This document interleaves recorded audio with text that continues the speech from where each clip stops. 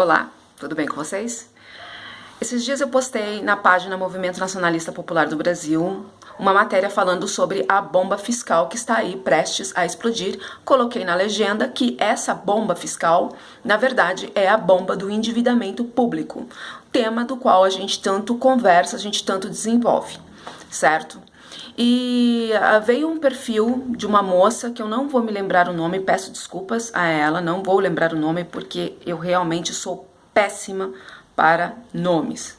Deve ser a idade, não é possível. E ela fez algumas intervenções muito boas, agradeço, tá? Aliás, eu agradeço todas as intervenções que são feitas nos meus espaços virtuais e também lá no Movimento Nacionalista, no canal e na página do Movimento Nacionalista Popular. Agradeço a todos vocês, principalmente quando vem com um conteúdo que dá subsídios pra gente desenvolver um debate, fazer um vídeo, etc e tal. Bom, ela escreveu muita coisa lá, tá? Não vou tentar aqui responder parte por parte, porque eu acabaria negligenciando algumas coisas. Precisa ser feito de uma forma mais abrangente. Eu resolvi gravar esse vídeo por um ponto que ela mencionou lá nos comentários, tá? Que eu achei que vale a pena fazer um vídeo e esclarecer para ela e para todo mundo que pensa semelhante ou que tem alguma dúvida acerca do endividamento público, assunto esse que a gente fala bastante e apoia a Auditoria Cidadã da Dívida. E tem a ver com a Auditoria Cidadã da Dívida, que é coordenado aí pela professora Maria Lúcia Fatorelli, que esteve há tanto tempo trabalhando, mais de 30 anos trabalhando na Receita Federal e sabe muito bem naquilo que fala. Ela disse que a auditoria da dívida seria legitimar uma dívida que não é legítima. E eu discordei dessa opinião, porque, veja bem, você fazer a auditoria de uma dívida, como foi feito lá nos Estados Unidos, após a crise de 2008, foi feita uma auditoria independente, aí sim é você legitimar uma dívida para um determinado fim e, de repente, até acabar escondendo um outro propósito desse endividamento. Lá nos Estados Unidos, após a crise de 2008, foi impresso uma quantia muito grande de dinheiro para salvamento dos bancos e das corporações. Essa quantia excede o PIB norte-americano, excedeu o PIB norte-americano num período muito curto. E a auditoria que foi feita por lá justificou, ou pelo menos apontou, que teria sido para salvamento dos bancos e das corporações, o que eu tenho sérias desconfianças.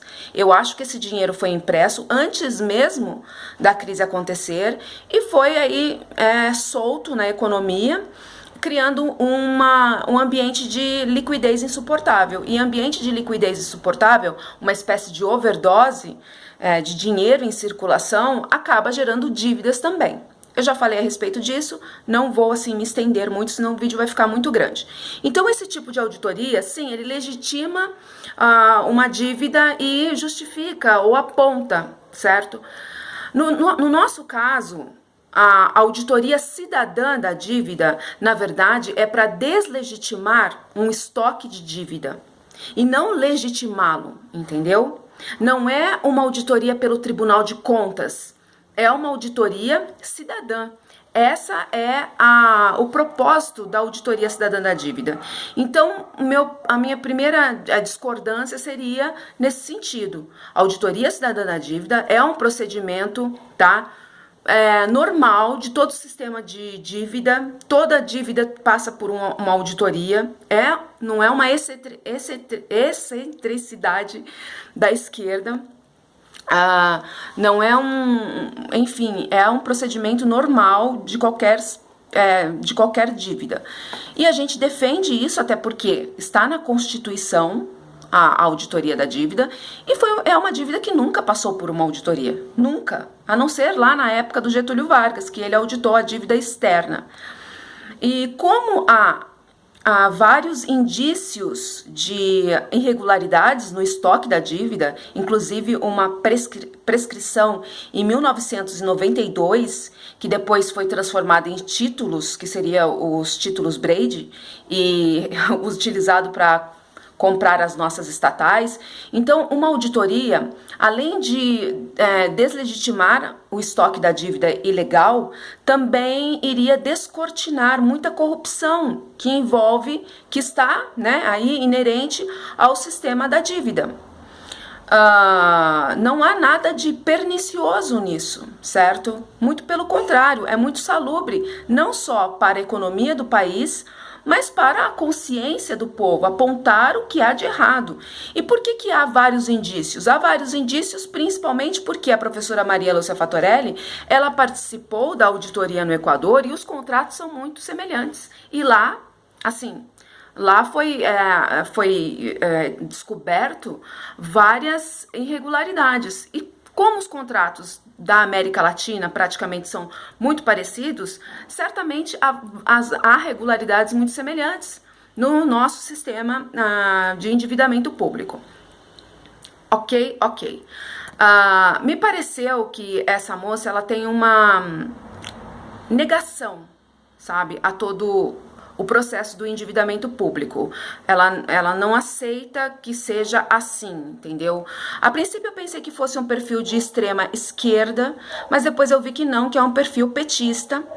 E não, eu estou fazendo sim uma crítica, mas eu não quero assim criar nenhuma celeuma a respeito de petismo, a respeito das justificativas do PT, dessas miríades de justificativas que que petistas encontram para justificar, para endossar certas atitudes do PT, e a gente sabe que o PT foi negligente com a questão do endividamento público no que concerne a auditoria, né? Não fez, nem na época do Lula, nem na gestão da Dilma. E o Michel Temer também não auditou a dívida pela mesma justificativa da Dilma. Então, quer dizer, há alguma coisa por trás, né? Há uma força muito maior que não permite que o governante realmente faça a auditoria, permita a auditoria da dívida, principalmente uma auditoria cidadã da dívida. Eu lembro também que ela acusou o movimento da Auditoria Cidadã da Dívida de um movimento politiqueiro, de ser politicagem. Veja bem, como eu já disse para você, a auditoria da dívida é um procedimento normal, corriqueiro de todo o sistema de dívida, certo? Quando você diz que é um propósito politiqueiro, que visa a politicagem, você está acusando de que aquele movimento, na verdade, tem interesses circunscritos aos seus próprios fins, certo? E não a um todo para o Brasil, a algo bom para o Brasil. O que eu não vejo isso na Auditoria Cidadã da Dívida, tá?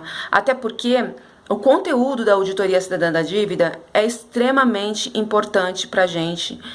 Não é veiculado na grande mídia, não é falado nas escolas. Foi aí realmente uma luz, né, incidindo num tema tão obscuro que fica nas sombras, muitas vezes envolto de um economês, de muita tecnocracia. Então é uma forma de popularizar algo que somos nós que pagamos. Eu sempre digo, a dívida é pública, porque somos nós que pagamos. Então, todo o conteúdo da Auditoria Cidadã da Dívida é extremamente importante. Não tem nada de politicagem ali.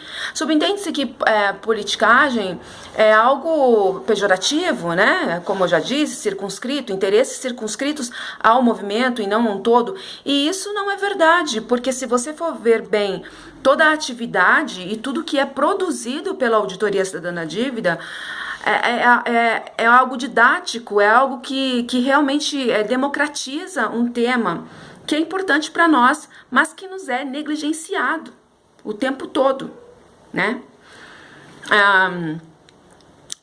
A dívida pública é um instrumento que existe em todos os países, é um instrumento de financiamento. Não interessa se você acha certo ou não. Não interessa se você acha que o mundo seria melhor sem o sistema do endividamento público, tá? Ele é assim, o mundo é o que é, o mundo não é o que a gente gostaria que fosse, certo? O mundo é o que é. Então, cabe a nós entendermos e, né, acrescentarmos e formarmos uma massa crítica a respeito daquilo que é ilegal. Nos países subdesenvolvidos, principalmente, o instrumento do endividamento público, ele não é utilizado exatamente como um financiamento. Ele é utilizado às avessas, como a professora Maria Lúcia Fattorelli tanto nos fala, tanto aponta. Por quê? Porque ele é um sistema todo voltado para um determinado fim, que não é a contrapartida para o povo, que não é a contrapartida para o interesse nacional. Né? Não atende aí todas as demandas que nós temos de políticas públicas, etc. e tal. Então, o grande problema, assim, o ponto nevrálgico dessa questão é como o instrumento do endividamento público está sendo utilizado no Brasil e em outros países também, diferente de como ele é utilizado no centro do capitalismo, né? E é essa a questão. Então, institucionalizou-se uma corrupção. É uma corrupção. E é onde aí suga, drena todos os recursos de uma nação. E tem muita mentira a respeito do endividamento público. Grupos de direita dizem que a gente não paga a dívida pública, que na verdade há só essa rolagem de títulos, a troca de títulos velhos por títulos novos, e que fica por isso mesmo, nós não pagamos o endividamento público. Eu não sei como eles conseguem conceber um pensamento tão idiota, porque você, veja bem, há os dealers, né, que são os credores, que têm assim preferência para arrematarem os títulos da dívida pública e, na verdade, formam um cartel, porque são grandes bancos, né, bancos internacionais, inclusive. A gente fala que é dívida interna porque é em real, mas essa dívida, na verdade, ela é externa, porque os maiores credores, eles são estrangeiros, tá? Não existe mais praticamente dívida externa e dívida interna. A dívida é interna praticamente. Por quê? Porque os juros internos são altíssimos. Para eles é interesse que a dívida seja interna, já que os juros lá fora são quase nulos. Aí você vai falar assim, mas o PT, o Lula pagou a dívida. Não, o Lula pagou o FMI, tá? Por outros interesses também, o Lula pagou o FMI. Teve uma pequena queda, mas depois a dívida aumentou novamente porque, né, trocou juros baixos por juros altos, transformou uma dívida que era externa em uma dívida interna. Então não teve assim grande objetividade, não foi muito bom para a nossa economia.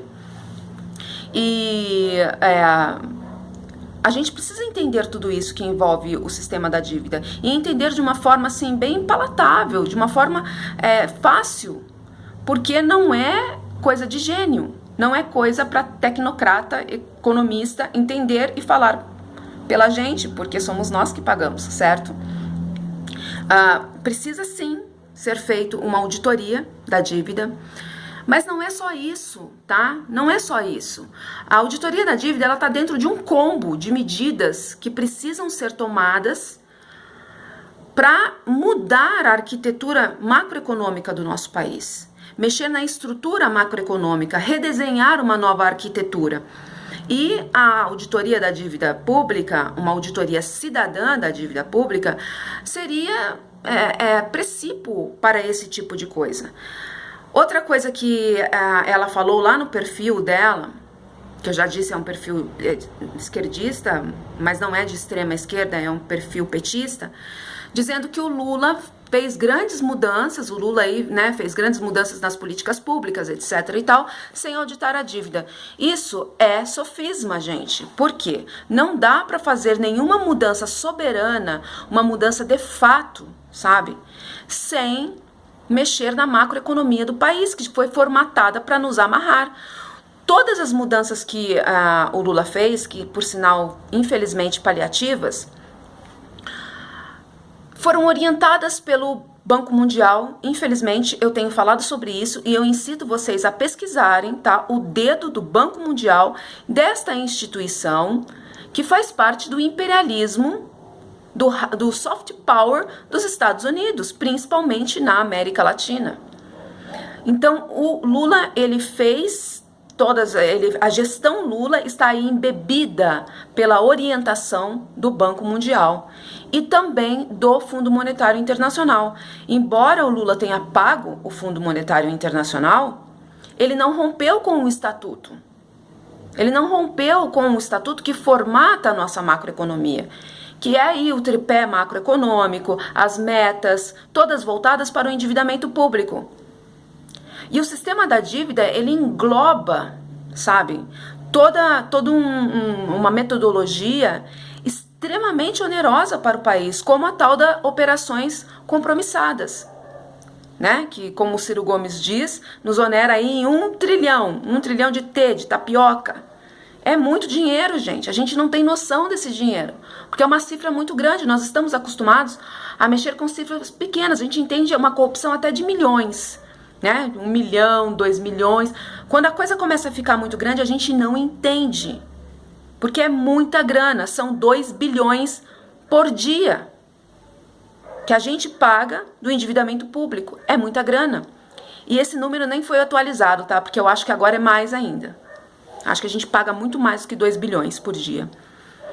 Não é uma ilusão. Esse sistema existe e esse dinheiro que é destinado para honrar, principalmente os juros da dívida pública, ele sai do nosso bolso, entendeu? Ele sai do nosso bolso. Não é uma ficção. O sistema da dívida não é uma ficção como alguns de direita dizem. Ah, nós não pagamos a dívida pública. Como assim nós não pagamos a dívida pública? A falta de contrapartida dos impostos, de toda a carga tributária no país, é justamente por causa dos juros da dívida pública. É lógico que a gente não paga a dívida pública em si, porque ela é tão grande que ela já passou a ser uma senhoriagem, como eu costumo dizer. Não é mais nenhum endividamento, é uma senhoriagem. A gente honra os juros, que são assim estratosféricos, escorchantes, né? Que os juros no Brasil são muito altos. E é esses juros que a gente acaba honrando. Não há de fato uma amortização da dívida. Há só pagamento dos juros. A gente paga e a dívida continua crescendo. É meio, né, contraditório isso. Não pense você, então, que o movimento Auditoria Cidadã da Dívida é um movimento politiqueiro, com interesses pessoais de seus coordenadores, de seus membros, etc. e tal. Porque não é, tá? Não é. Não basta acusar. A gente tem que ser justo. A gente tem que ter uma opinião embasada na atividade do movimento aí na internet, nas suas palestras. Assista as palestras da professora Maria Lúcia Fatorelli, você vai ver que não é simplesmente um movimento circunscrito aos próprios interesses, muito pelo contrário. Eles estão comprometidos a democratizar um assunto hermético, um assunto que fica aí com esses ares do economês, da tecnocracia. E se é o dinheiro nosso, nada mais justo a gente entender, né, para onde ele está indo. E há muito sigilo, gente. A gente nem sabe quem são os credores finais dos títulos da dívida pública. A gente sabe quem são os dealers, né? A gente sabe quem são eles. Você for pesquisar lá no site do Tesouro, você vai conseguir os nomes daquelas instituições que têm preferência para arrematar os títulos da dívida pública. Mas você nunca vai saber quem são os credores finais, as famílias credoras finais. Ou seja, a gente paga algo que a gente não sabe quem é o credor, né? Já começa por aí, tudo que tá escondidinho, tudo que não pode ser revelado é porque tem merda no meio, com certeza. E deixa eu ver o que mais que ela falou lá. Então, outra coisa também, só para finalizar, essa questão da direita falar um monte de abobrinha a respeito do sistema da dívida e sem pesquisar, e alguns petistas também acabam, para justificar a não auditoria, a total negligência do PT com relação à dívida pública, um discurso que, na verdade, o próprio PT fazia. O PT era a favor do calote da dívida. Tem até, acho que tem vídeo aí falando a respeito, o Lula dizendo sobre o calote da dívida, não sei, mas deve ter alguma coisa aí, que o PT antes, ele era completamente contra a dívida pública, era a favor do calote, era etc e tal. Chegou lá, né, chegou no poder, acabou dando continuidade a esse instrumento. Por quê? Porque não fez reformas estruturais. Sem reformas estruturais, não adianta investir em políticas públicas, é paliativo. Assim como foi, a realidade nos comprova, né? A realidade ratifica isso que eu estou falando. Não houve nenhuma mudança de fato e em um ano do governo Temer foi desconstruído tudo aquilo que o PT aí conseguiu construir, né, de uma forma muito frágil na gestão petista, nas duas gestões petistas. Então, tem que ter reformas na estrutura do sistema, tem que reformar a estrutura macroeconômica do país, fazer com que as metas sejam voltadas para os interesses do povo, meta pleno emprego, metas de políticas públicas, né? E não adianta. Outra coisa também que eu gostaria de acrescentar nesse vídeo rapidinho, foi um comentário que eu recebi no meu canal falando que o Ciro Gomes ele era bom com economia, mas não era bom com o social.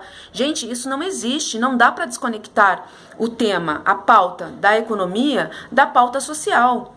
Uma está conectada à outra, porque se você não entender de economia, se você não perceber quais são os grandes entraves na nossa economia, a problemática da macroeconomia do país, você não consegue sugerir uma solução para toda a falha que existe nas políticas públicas desse país. Tão necessárias, afinal de contas nós estamos num país desigual, né? Então não adianta só ficar discutindo políticas públicas, tem que discutir outros temas também, porque esses temas vão acabar desaguando na problemática da política pública. E outra coisa também, a questão do assistencialismo, né, o Bolsa Família, que é importante, sim, é super importante. Não entendam que eu sou contra o Bolsa Família, eu não sou contra o Bolsa Família, eu não sou contra nenhum tipo de assistencialismo num país desigual, num país que aí negligencia o seu povo, né? Negligencia a educação, negligencia a saúde, muitas vezes negligencia o básico para a manutenção da vida do seu povo. Então, é lógico que eu sou a favor do assistencialismo, mas assistencialismo não é resposta para um problema econômico, não é em lugar nenhum do mundo.